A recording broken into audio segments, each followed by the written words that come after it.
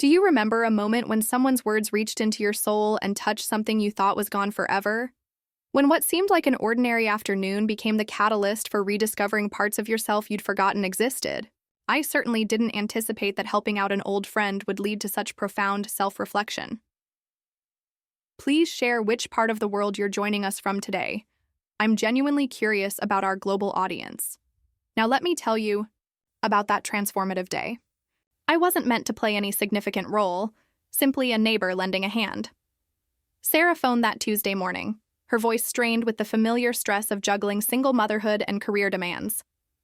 Her regular childcare had fallen through, and she desperately needed coverage for her hospital shift. Without hesitation, I agreed to watch Marcus. Though we'd done this arrangement before, it had been months since my last visit. He was different now, 18, practically an adult.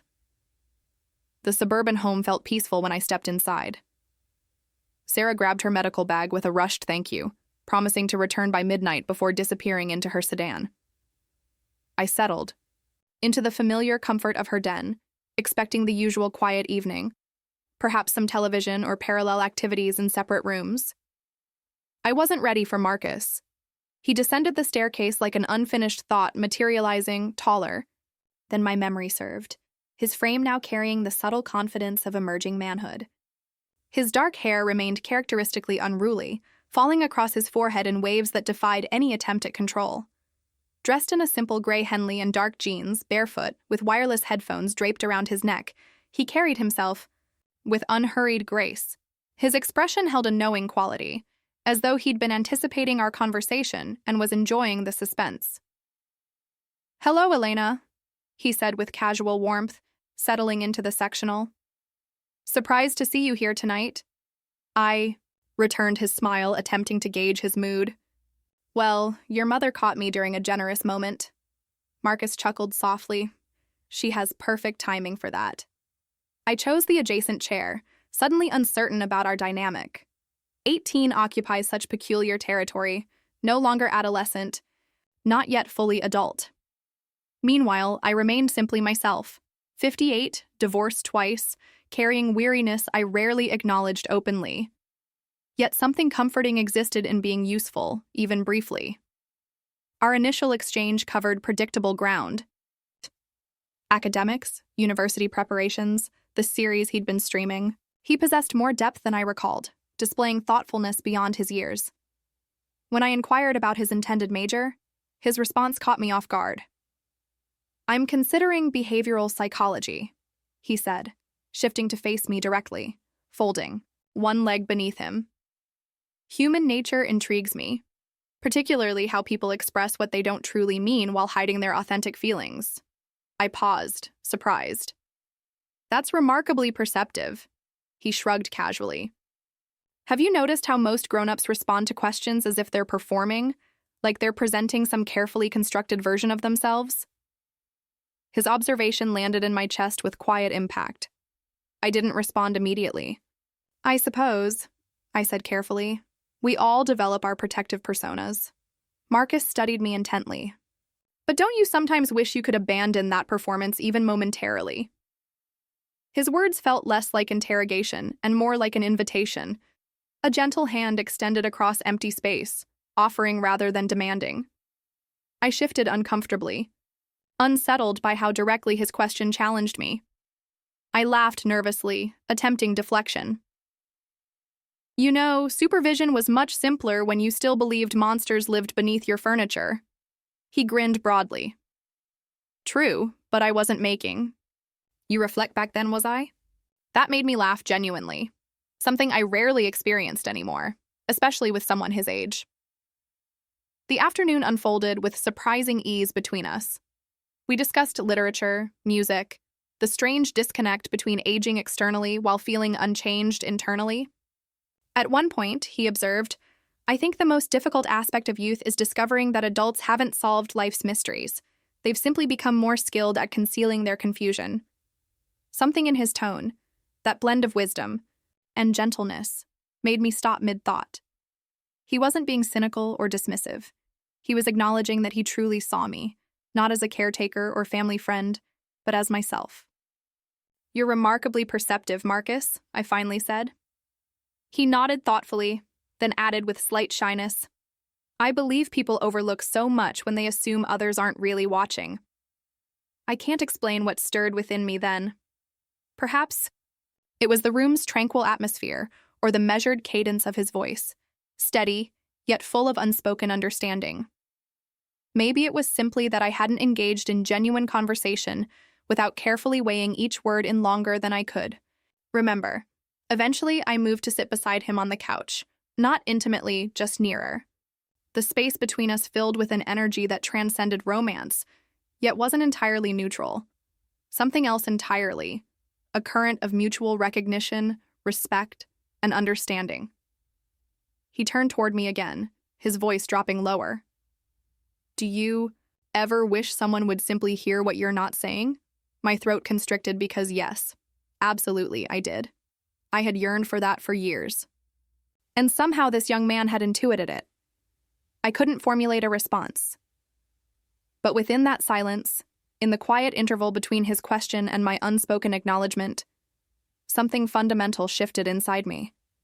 Not everything requires verbal expression to possess reality. That marked the beginning. I didn't recognize it then, but that moment, that gentle understanding between two souls separated by decades, would reawaken something within me I'd assumed was permanently dormant. And Marcus would continue surprising me in ways I never anticipated. When Sarah requested my help again the following week, I accepted before she completed her request. She faced another overnight shift, apologizing profusely and offering compensation I didn't want. I dismissed her concerns. It's genuinely no trouble, I assured her, though privately I knew my motivation had evolved beyond simple friendship. Marcus opened the door before I could knock. You're early, he said, his smile warmer and less playful than before, conveying genuine pleasure at my arrival. I entered and removed my shoes, noticing how different the house felt, or perhaps how different I felt within it. Soft instrumental music played in the background, creating ambient atmosphere without demanding attention. The coffee table held 2 prepared mugs, steam rising invitingly. You prepared tea? I asked, raising an eyebrow. He shrugged modestly. Thought you might appreciate something warming. The gesture surprised me, not just the thoughtfulness, but how naturally he'd anticipated my preferences. Most people his age wouldn't consider such details, but Marcus possessed unusual awareness. We resumed our positions on the couch, though the atmosphere had evolved. Not heavier or uncomfortable, simply closer, as if our previous conversation had been patiently waiting to continue. He asked meaningful questions, not perfunctory pleasantries, but inquiries demonstrating genuine interest. What were you like at my age? He wondered. I smiled. Completely chaotic, romantically idealistic, constantly journaling, dreaming about distant places I'd never visit. Why didn't you travel? He asked gently. I gazed into my tea. Life becomes demanding, I said. Sometimes dreams get overwhelmed by noise. Marcus remained quiet for a moment. When he spoke, his voice carried tenderness. That saddens me. I glanced at him. Why? Because I sense so much of that adventurous girl still exists within you, he said. The one who wanted more. My breath caught. His voice held no flirtation, no awkwardness, only honesty. A kind of raw perception that made me feel acknowledged in ways I'd forgotten were possible. Not at my stage of life, not after decades of playing supporting roles in others' narratives. We conversed for hours about mistakes, regrets, aspirations that never progressed beyond imagination. Marcus didn't merely listen. He absorbed, reflecting aspects of myself back to me that I hadn't realized survived. At one point, he said, most people underestimate the wisdom that emerges from suffering. I think you carry both in abundance. I smiled, despite the sting behind my eyes. I've had my experiences. He leaned back, studying me momentarily. You wear them gracefully. It wasn't the kind of compliment that induces blushing, rather, the kind that makes you straighten your spine and breathe more deeply. He possessed a way of speaking that didn't simply fill silence, but imbued it with significance. Later, I stood to stretch, my spine protesting as it typically did after prolonged sitting. Marcus rose as well, almost instinctively. I waved him off with laughter. "Don't strain yourself on my behalf," I teased. He grinned. "Just practicing courtesy." "Courtesy and consideration," I said. "You're making your peers look negligent," he smirked. "Maybe I'm simply an old soul." I tilted my head. "I think you're just paying attention." He nodded. "Most people don't, but you make it worthwhile." The room grew quiet again, though not awkwardly. If anything, it felt as though we'd communicated more through silence than another hour of words could accomplish. Eventually, I noticed the time and reached for my jacket. "Your mother will return soon," I said. Marcus accompanied me to the entrance, his hand briefly brushing mine. Not crossing boundaries, just lingering long enough to feel intentional. "Thank you for visiting again," he said. "I enjoy our conversations." I turned to face him completely. "I enjoy them too." He held my gaze.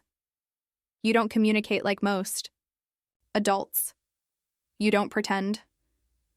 "I think I've forgotten how to," I said softly. "With you, I don't feel obligated to try." He opened the door slowly, cold air drifting past us like a reminder of the external world's persistence. But in that moment, I felt something awakening, not passion or romance, but connection. A depth I hadn't expected to rediscover, especially in these circumstances.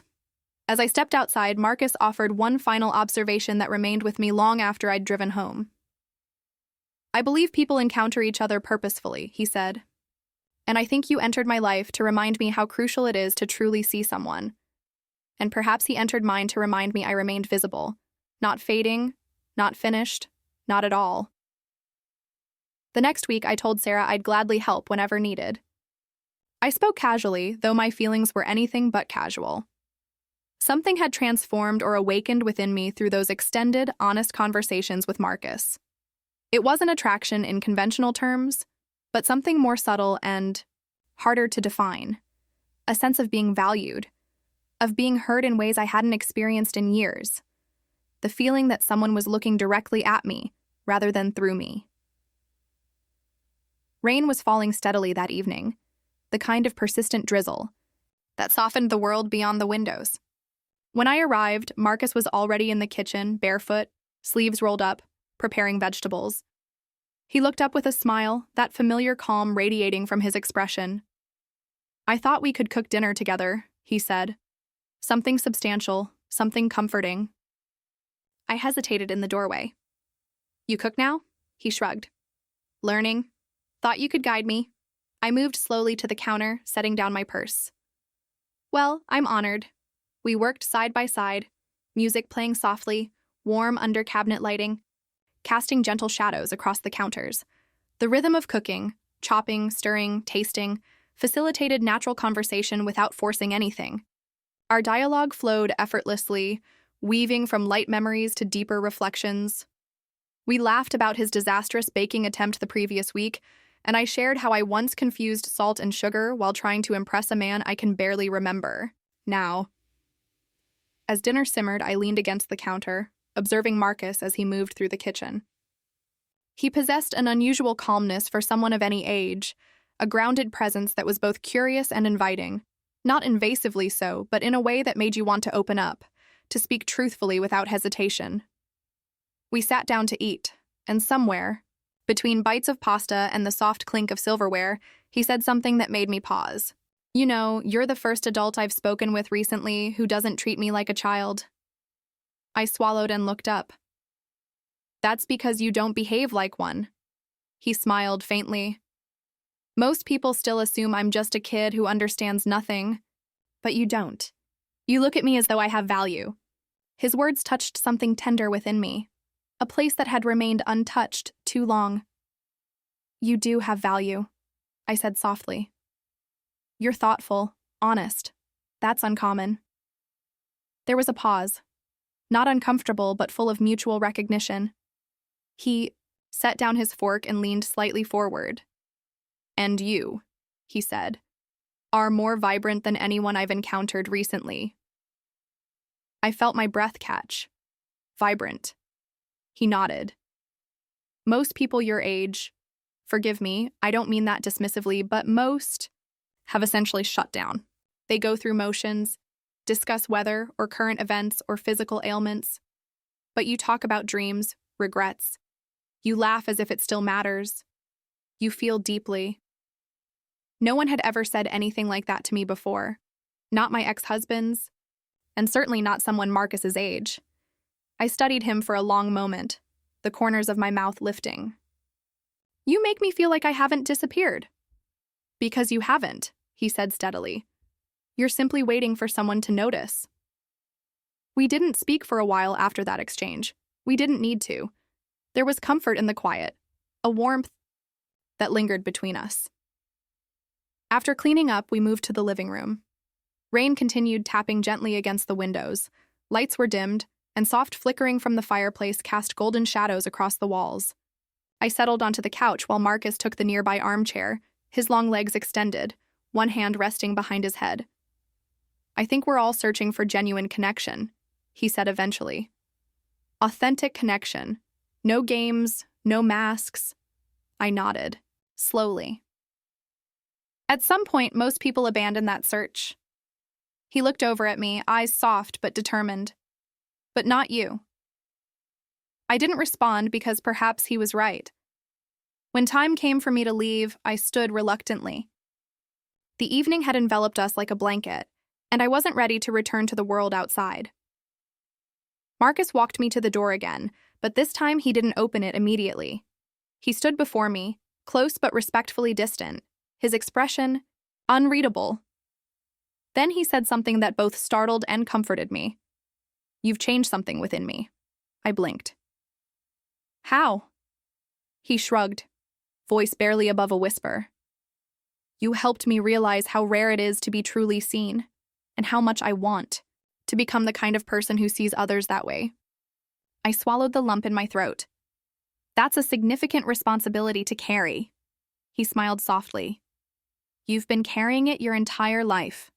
I'm just beginning. There was a pause. Then gently he reached out and took my hand. Not romantically. Not in a way that could be misinterpreted. Simply in a way that conveyed gratitude, that said, you matter. I squeezed his hand once, then released it. Outside, the rain had ceased, but the air remained thick with post-storm stillness. I stood there momentarily before entering my car. That night, lying in bed, I kept thinking about his words. About being seen, about remaining alive even when life attempts to diminish you. And I realized something I hadn't allowed myself to believe in years. Some connections don't conform to conventional categories. They don't request permission. They simply arrive, unexpected and undeniable. And if you're courageous enough to receive them, they might awaken something long dormant. The next time I saw Marcus, something had shifted, not between us in any way. That made me uncomfortable, but within myself. I had spent the intervening week thinking, reflecting, feeling more intensely than I had in years. His words had resonated through me during quiet moments, while brewing morning coffee, while brushing my hair before the mirror in the way I carried myself more confidently through daily routines. I didn't feel younger, but I felt awakened. Sarah was running behind schedule again, sending me 3 apologetic texts, followed by, Marcus will let you in, and a heart emoji. I smiled, pocketed my phone, and knocked. When the door opened, Marcus appeared different. Not physically, but emotionally, as if the week apart had matured something within him as well. I was hoping it would be you, he said quietly. I'm practically your dedicated sitter now, I joked, stepping inside. He closed the door behind me, and for a moment, neither of us moved. The air between us wasn't tense, but charged, like we were both holding thoughts we weren't certain we had permission to voice. Would you like some coffee? He asked. Only if you prepare it the way you did last time. He gave a small smile and led me to the kitchen. As the machine gurgled and hissed behind him, Marcus leaned against the counter and observed me. I could sense his attention, but it wasn't the kind that made me shrink. It made me feel valued, as though something about me remained worth pausing for. I mentioned you to someone, he said suddenly. I turned. Oh? My English teacher, he explained. She asked who inspired my essay about voices society overlooks, people we allow to fade into the background. I wrote about you. My breath caught. I didn't use your name, he added quickly. But I wrote about your laughter, how you speak truth. Without apology, how you made me feel like I wasn't just occupying space. I swallowed hard, blinking against the emotion welling behind my eyes. Marcus? I hope that's acceptable. I nodded slowly. It's more than acceptable. It's a gift. He handed me the mug and sat beside me at the table. Outside, late afternoon sun cast golden streaks across the kitchen tiles. For a moment, the entire house felt suspended. Do you ever think, he began quietly, that certain people enter our lives specifically to remind us we're not finished yet? I met his eyes. I do now. He reached across the table, his hand resting gently over mine. Not grasping, just present, like resting your palm against a window to feel sunlight on the other side. I don't want to say goodbye, he admitted. I smiled softly. You're not. He looked confused until I explained. I mean, this connection, whatever it is, however long it lasts, it's already given us both something we didn't know we needed. That doesn't disappear just because time passes.